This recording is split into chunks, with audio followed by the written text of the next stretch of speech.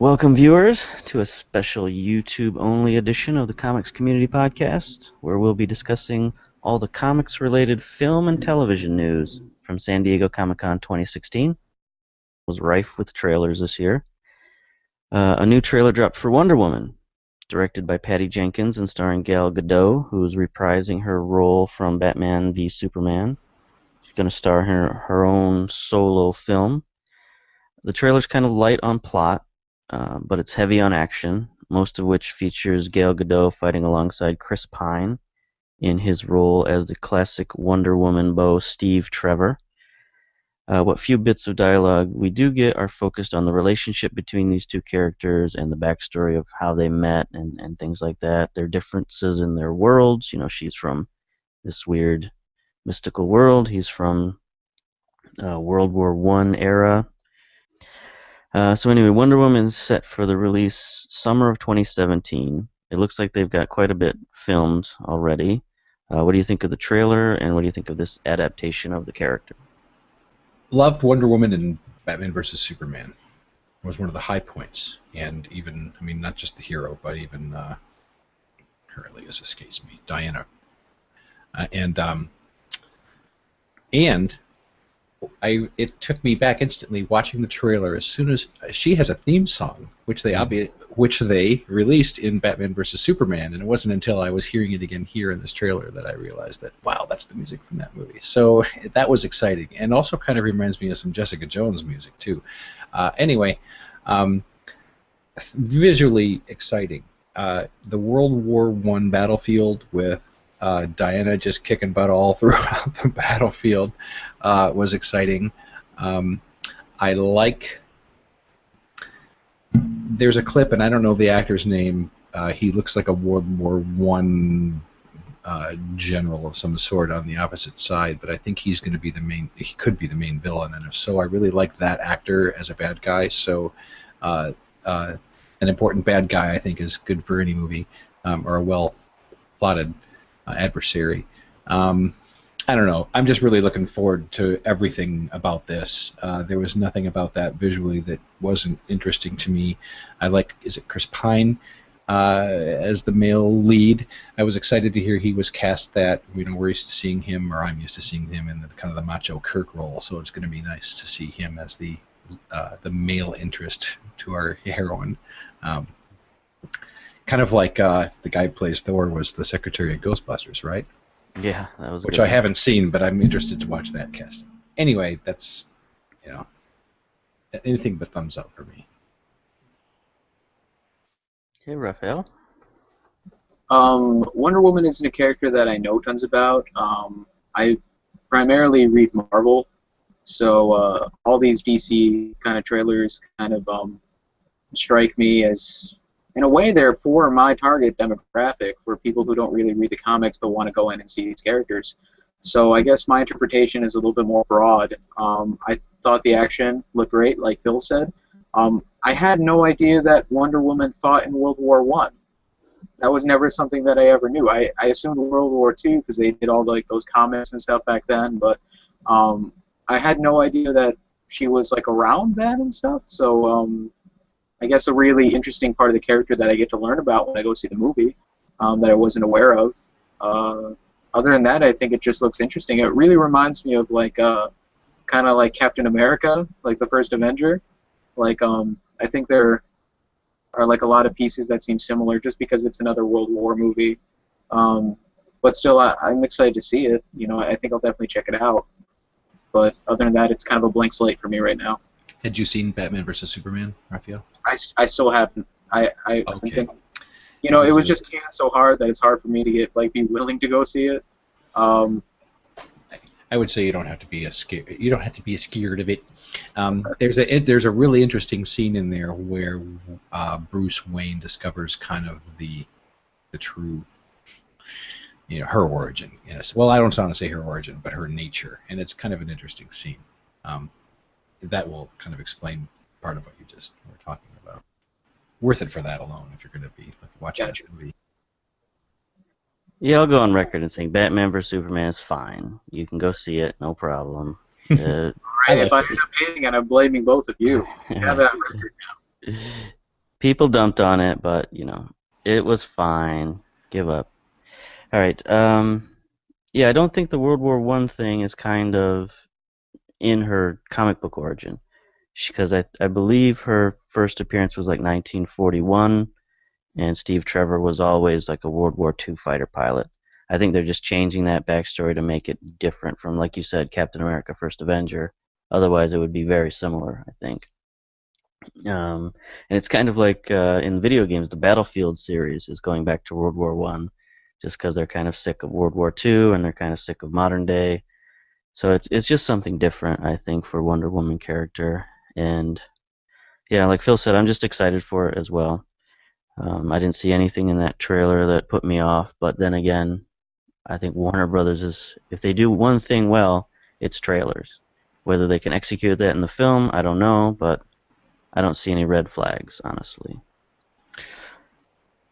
I'll conclude too. I think, boy, I don't think they did no wrong with putting Gal Gadot in that role. Just watching her, move in the battle scenes and things, and there's probably a lot of CGI going on in there, but it was very believable. I thought watching that, on Amazon Warrior, not even thinking twice before, running into a group of soldiers like that. Exciting stuff. All right, so let's move along. Speaking of all these characters getting together, we'll look at the Justice League trailer next. For me, that trailer seemed to come out of nowhere. I don't know who was expecting a full-blown Justice League trailer. It was like 2 minutes long at least. But this trailer came with plenty of insight into the new team. It featured small vignettes of Ben Affleck as Bruce Wayne, traveling around trying to recruit a team of special people to help him fight some looming threat. Aquaman and Flash are featured heavily, with a few scenes of Wonder Woman and Cyborg also thrown in. What did you guys think of this trailer, and what do you think of this direction for what they're calling the DC Extended Universe? Phil, I'll let you go first on this one. I totally liked it. Like you said, was surprised, wasn't expecting it. Nice to see that they're this far along that they can give us that. Lots of new characters that I'm, again, unfamiliar with, but interested to see them introduced. And, I don't know, very intriguing. Only makes me want to see more, which is what a trailer's supposed to do, I guess, right? I'm not sitting there going, yuck, that's stupid and that's dumb, and they would never do that. They're quite the opposite. That's it. Raphael, any thoughts? One of the biggest complaints that I think DC movies, at least the cinematic universe, kind of like get, is that it kind of takes itself too seriously and that it's too dark. So I was really kind of pleasantly surprised by kind of how light the trailer was and how there is quite a bit of humor in it. And I think maybe the problem that the old movies had were that you have these characters who by themselves are a little bit like, I want to say like kind of bland, but once you put them together and you give them a chance to interact with each other, you're going to have like a much more fun, much more vibrant movie. And I think I'm really excited for that, just to see a little bit of a shift in tone. I guess I feel a little bad saying this. Does anyone else think that Jason Momoa doesn't really know how to act? He just stands around and looks angry. Well, he didn't do so well in the Conan movie. I know that. But, I mean, we all loved him as Khal Drogo, right? Yeah, but he's still playing Khal Drogo. I mean... Well, the more I see of Momoa, the more I think, hey, look, it's Khal Drogo doing this. Hey, look, it's Khal Drogo doing that. It's like... Yeah, exactly. I mean, it's cool. He's an interesting character, and I guess Aquaman can be whoever you want him to be. And it was really cool seeing that scene where like he's drinking and then he just like walks into the ocean. But beyond that, like, I can't see him carrying any dialogue and stuff like that. So, well, that's the thing. I would have we really seen him act? Has he really had any lines in anything? And maybe he will. I have to reserve judgment, I guess, for him as Aquaman. Yeah, and it seems like they're kind of sidelining him a little bit, because they even had that little scene where Wonder Woman asks, well, is he joining us or not? And Batman's like, well, more not than yes. And then when they show the scene of them all together, it's Flash and Cyborg and Batman and Wonder Woman, and you don't really see Aquaman. One thing though Raphael brought up was the change in tone of these, and something I had read too is we have yet to meet as the crew again, but since we last met, Jeff Johns is now what, president or chief? I don't know, DC. President, yeah. And I read recently, you weren't the only one to notice that. I also read an article where they were mentioning the change in the tone, and they were maybe attributing that to him being in presidency. And another thing I'd read too, that he's actually been the president for a little while now. It's just that no one ever announced it, but it wasn't really a big secret either. Yeah, so and he's already had a chance to have an effect on the humorless DC universe. They also announced a larger role for Ben Affleck, and I think they really played that up in this trailer, like the likability of Ben Affleck as not Batman really at all, but mostly as Bruce Wayne. I think they really played on his likability. They let him have some nice one-liners, some interaction with each character. His interaction with Wonder Woman was good. His little bit with the Flash. We haven't really talked about Ezra Miller as the Flash, but he definitely brought that comedic element you guys have been talking about. And even Jason Momoa at the end, when he picks him up and slams him against the wall, and he's like, "Hey, I heard you talk to fish." You know? I think that was the high point of the trailer for me. I think that really kind of set a tone, and I was like, yeah, I'll go see this. If it's anything like this, I will go see it. You know, it kind of reminds me of Downey Jr. as Iron Man. I mean, I think he's always more of an interesting scenes to watch on screen when he's actually playing Tony Stark than when he's in the suit. And so that's maybe the same relationship. You know, Bruce Wayne is more interesting than Batman sometimes, or can be. Yeah, I definitely think that's true. All right, so we've hashed out the Justice League trailer. Let's move on to what is hopefully the final trailer for the Suicide Squad, considering that the movie releases in August 5th, just a week away. The trailer featured plenty of footage from previous spots, lots of stuff we've seen before, but it also had a few new scenes, including one in which Deadshot, played by Will Smith, points out to the rest of the Suicide Squad that they're the patsies, and no matter what happens here, even if they survive, they're going to get blamed for whatever disaster is about to happen. And then the footage shows a little bit more disaster than we've seen. Some interesting stuff maybe happening that's going to force the Suicide Squad to be heroes, because we all know they're all villains. So I think this sets up what is going to be their motivation to actually do something heroic. So we're going to talk about the Suicide Squad in depth a little later, but what do you guys think about this trailer and that sort of premise of Suicide Squad as heroes?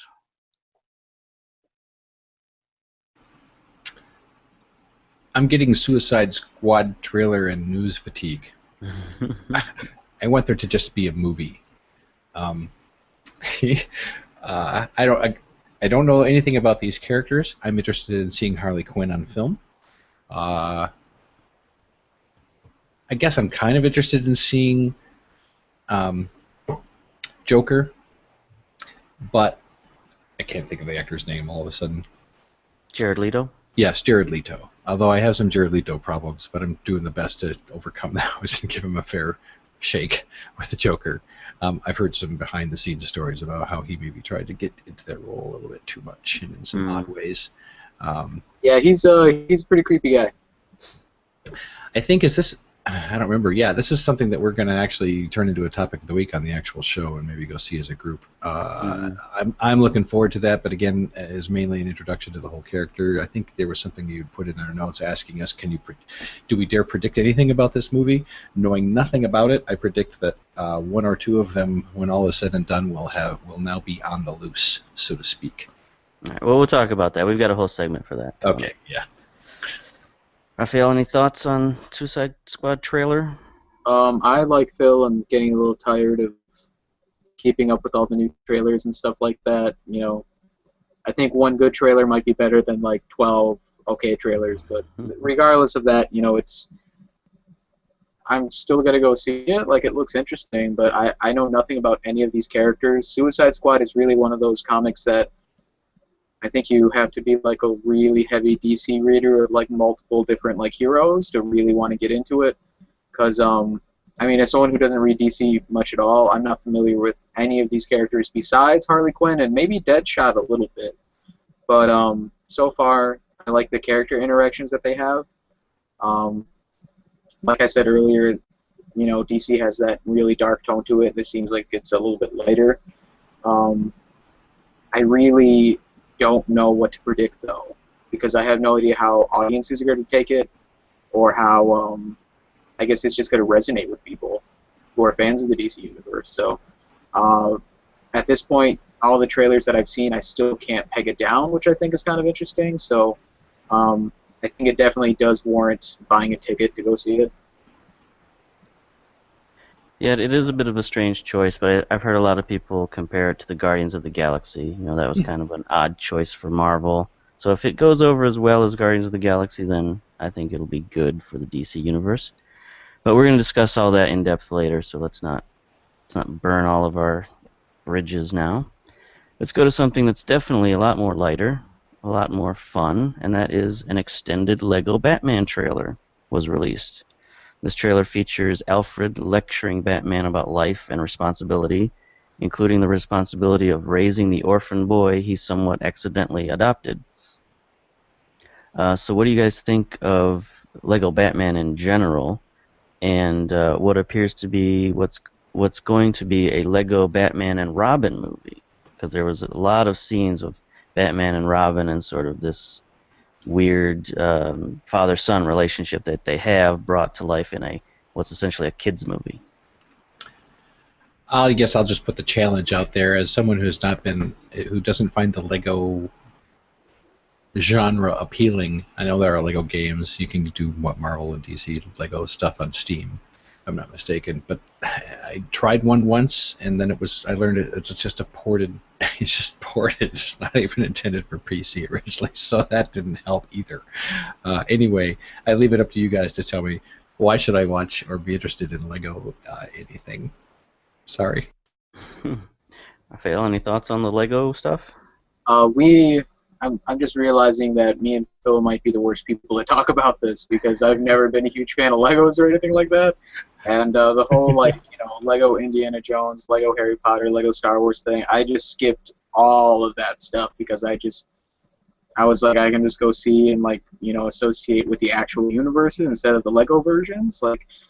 This is also something that we need Randy for, because I know Randy's really into the whole Lego stuff and whatnot. But I know the movies are fun and kind of plucky and geared towards a slightly younger audience, and I don't think that's a bad thing. I think it's good that they diversify enough to have things for a younger audience, especially with how dark the movies are and stuff like that. And I think we're talking about The Killing Joke next, so it's good that they have something a little bit lighter, to offset all that stuff. You actually raise a good point. Even comic book violence and sometimes the plots that are in your average comic book can still be a little bit too much for probably new readers. So it's nice that I think that that is a good thing I think that the Lego industry does, is it gives people at least a launching on point that's kid safe and can grow an interest in something that's going to ultimately pan out to be something more enjoyable once they become of age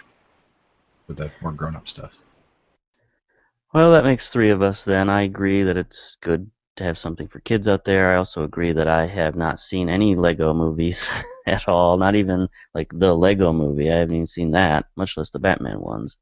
But I will say that I liked this trailer. The trailer was fun. It was funny. The humor wasn't kid-level humor. It was very, something you might think of as Pixar-level humor, something that's good for adults, that's good important. For kids. So I think this, I thought it did a good job of trailer. As someone who, I had no interest in watching this movie until I saw the trailer. Now I kind of want to watch the movie. So good job, Lego trailer. All right, so since we don't know anything about Legos, let's move on to what Raphael alluded to, news about Batman, The Killing Joke, DC Animation's first ever R-rated movie. Some news surfaced at Comic-Con, specifically about a new subplot added to the story that wasn't in the comics, that focused on Batgirl and her romantic relationship with Batman, including a rooftop sex scene that appears in the first half hour of the movie. So this movie has since been released in digital platforms, so it's out there. Reviews have been mixed to unfavorable. Right now it's sitting at 53% on Rotten Tomatoes. I've seen some reviews of it where comic book fans of it have said that it's a fine adaptation of the comic book, except for that added story, which makes no sense. And I saw another person who had no ties to comic books simply call it a vile movie. They really hated everything about it. So, what do you guys think about this? Have either of you seen the movie? If not, what do you think of the controversy surrounding it? I haven't seen the movie, but I think vile is kind of a strong word. But The Killing Joke is such like a heavy story and such a heavy comic for I think anyone to read that. I guess I can totally see someone having that response. The day that the movie actually came out, a bunch of my friends made like a day out of watching it together. And I kind of went with their reviews first to kind of inform myself if I wanted to watch it or if I want to go out and buy it. And they all seemed very pleased. And these are, I have friends who are really big DC fans, and they seemed perfectly okay with the movie. They didn't seem disappointed. They said it was adequate. I think that's the word that was used to describe it. It was an adequate movie, like a companion movie almost. And I wasn't aware of the whole rooftop scene, but that's not a very clean place to do stuff. So I wouldn't recommend that. Well, it might have been an homage to a recent Catwoman scene in the comic books. In the New 52 comic books, there's a scene where Batman and Catwoman sort of get down on a rooftop. So I don't know if they just included that for fun or what. There was some commentary by the producers of the film just saying they needed more backstory for Batgirl in terms of context for the film.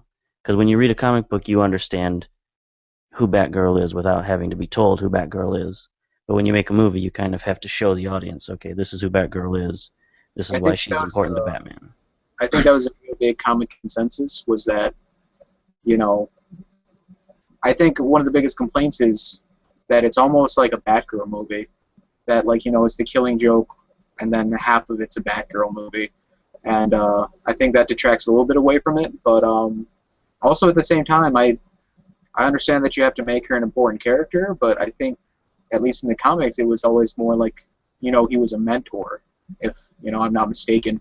And that is kind of where, I guess, like, the tension comes from, later on in the comic when, she gets kidnapped and stuff, was, it's someone that Batman wants to protect, and I always assumed that was enough. Like, I don't understand why you have to make her, like, a romantic interest and do all that stuff. It feels like you're jumping through hoops. But, I still haven't seen it, so maybe it'll be more clear to me once I download it illegally or something. Yeah, I haven't seen it either, but it's definitely goes against everything in the comic books, because she's not only is she usually a teenager in the comic books, she's also Jim Gordon's daughter. But since none of us have seen the movie, we can't really comment on it.